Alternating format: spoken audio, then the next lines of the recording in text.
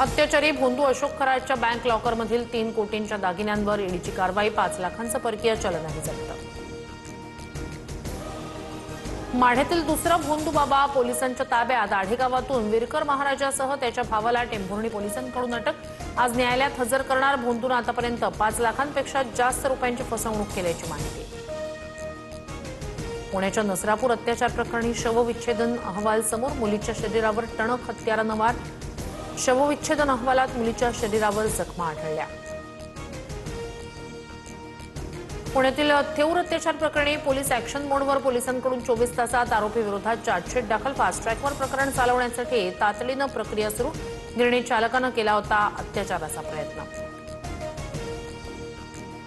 पुण्याच्या गणेश पेठमध्ये चिमुकलीवर लैंगिक अत्याचाराचा प्रयत्न. 46 वर्षाच्या आरोपीकडून चॉकलेटचं आमिष दाखवून अत्याचाराचा प्रयत्न.